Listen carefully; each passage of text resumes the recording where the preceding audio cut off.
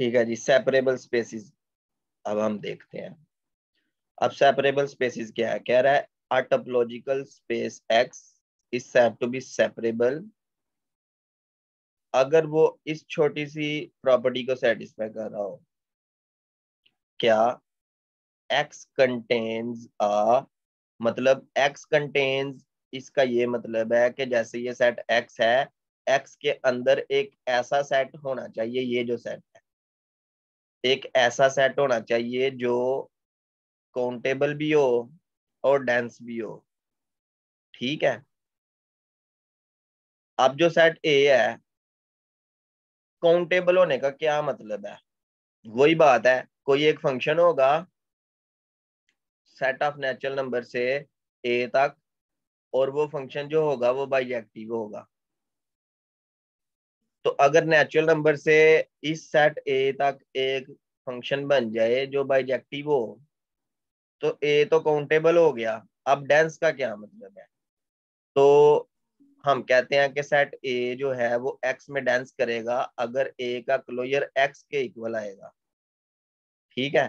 तो यहाँ पे दो बातें हैं, क्लोजर का एक्स के इक्वल आना भी लाजमी है, और वो जो सेट ए है उसका काउंटेबल होना भी लाजमी है। ए इज काउंटेबल, मतलब ए सबसेट एक्स का, A is countable, A bar is equal to X. अब ए बार क्या है, ए बार का मतलब है closure of A.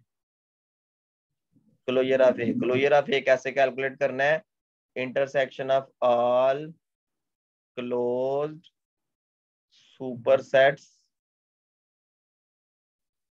Of A. अगर ये करने का दिल नहीं चाह रहा, इंटरसेक्शन करने का दिल नहीं चाह रहा, तो A bar is equal to A union A derived set. Derived set क्या है, set of all limit points of A. ठीक है जी, इस फार्मूला से भी आप कैलकुलेट कर सकते हैं। एक और भी फार्मूला है, closure of A is equal to A interior union boundary of ए।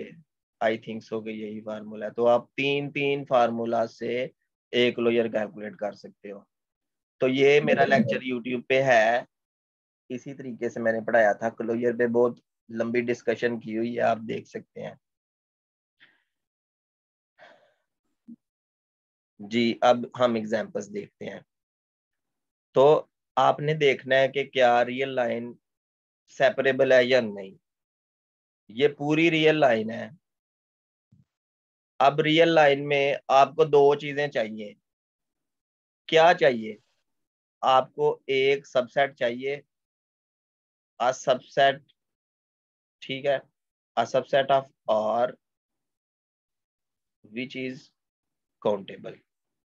आपको एक ऐसा सबसेट चाहिए जो काउंटेबल हो, और दूसरे नंबर पे closure closure of that subset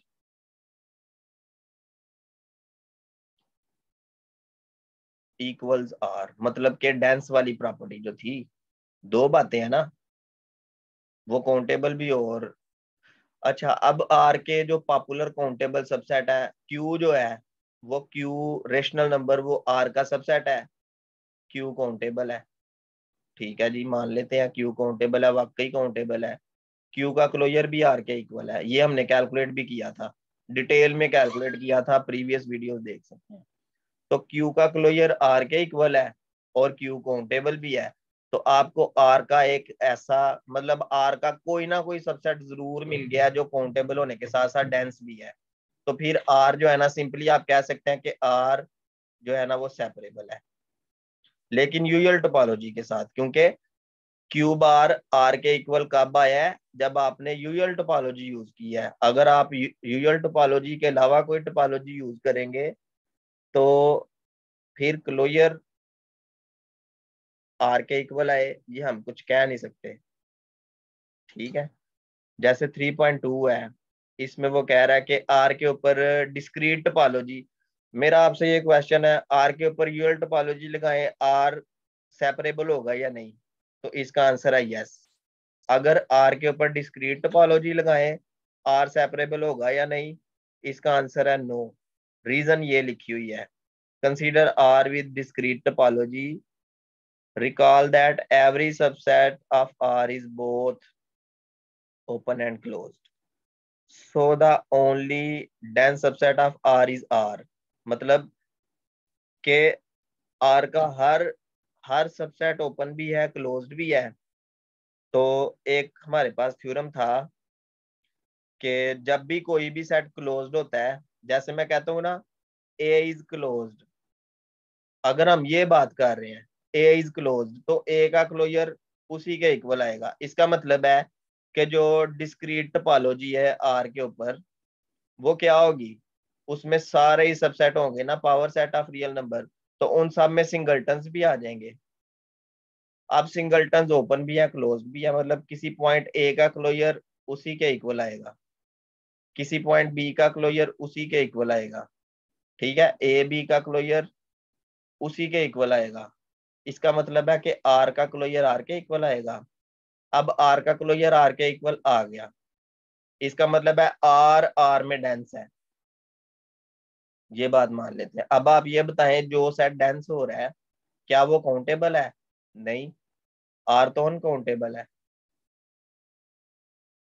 इसका मतलब है कि आपको काउंटेबल डेंस सबसेट नहीं मिला, आपको अनकाउंटेबल डेंस सबसेट मिला है।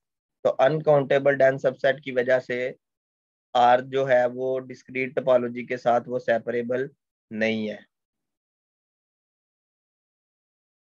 अब यहाँ पे एक बहुत जबरदस्त किस्म का रिजल्ट है, वो कह रहा है अगर x second axiom of accountability को सेटिस्फाई करता है तो वो सेपरेबल है। अब देखें, थोड़ी देर पहले जो प्रीवियस जो लेक्चर था उसमें था क्या था, ये दो एग्जांपल थी। पहली एग्जांपल यूएल टोपोलॉजी जब आर के ऊपर लगाई थी तो वो सेकंड काउंटेबल स्पेस था, लेकिन जैसे ही आपने आर के ऊपर डिस्क्रीट टोपोलॉजी लगाई है तो वो सेकंड काउंटेबल स्पेस नहीं है। और जैसे ही आपने दो एग्जांपल्स देखी हैं, आर के ऊपर आपने जब यूजुअल टोपोलॉजी लगाई है तो वो सेपरेबल है, और डिस्क्रीट टोपोलॉजी के साथ वो सेपरेबल भी नहीं है। तो यहाँ से एक चीज हमारे ज़हन में आ रही है कि सेकंड काउंटेबल का और सेपरेबल का आपस में कोई ना कोई रिलेशन है। वो क्या है कि अगर कोई भी स्पेस सेकंड काउंटेबल हो तो वो सेपरेबल होती ही होती है, लेकिन अगर कोई स्पेस सेपरेबल हो तो जरूरी नहीं कि वो सेकंड काउंटेबल हो। ठीक है, तो ये सिर्फ इफ देन है, इफ एंड ओनली इफ वाली यहाँ पे कंडीशन नहीं है। काउंटर एग्जांपल आपको एक्सरसाइज में मिल जाएंगी। उसके बाद 9.6 में कह रहा है every separable metric space is second countable. तो मीट्रिक स्पेस सेपरेबल हो तो वो सेकंड काउंटेबल भी होती है। ये एक बहुत इंपॉर्टेंट रिजल्ट है, ये मल्टीपल चॉइसेस में आपके काम आएगा। आगे ये एग्जांपल करने की जरूरत नहीं है।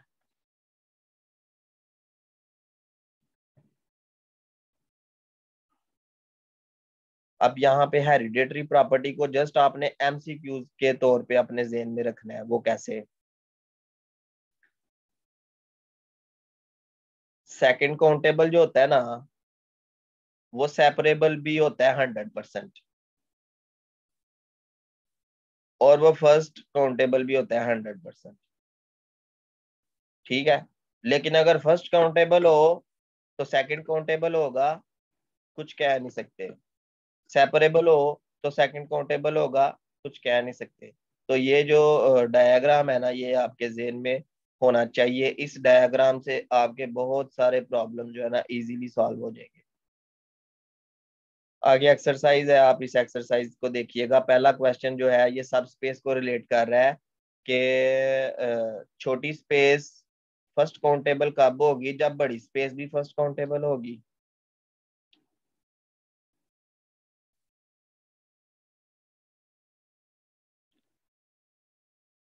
आगे ये कंटिन्यूस फंक्शन को रिलेट कर रहा है, ये आप देखिएगा।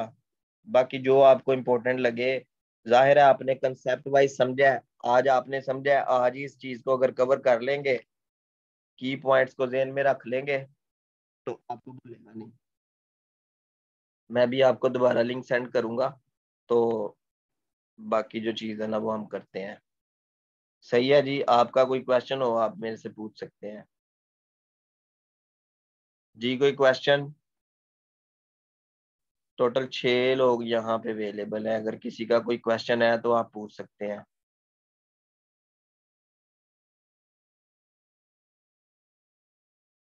अजहर नवाज का कोई क्वेश्चन नहीं। आगे ये गर्ल्स हैं। मोहसन हबीब साहब का कोई क्वेश्चन हो, नुमान साहब का। चले, मैं आपको दोबारा लिंक सेंड करता हूँ, फिर हम आगे जो थोड़ा सा रह गया ना टोपोलॉजी का काम वो भी कर लेते हैं। बाकी इस लेक्चर को भी मैं यूट्यूब पे अपलोड कर दूंगा, आप इसको बार बार सुन सकते हैं। आपके ज़हन में कोई कन्फ्यूजन हो तो आप मुझे मैसेज कर सकते हैं, कोई मसला नहीं।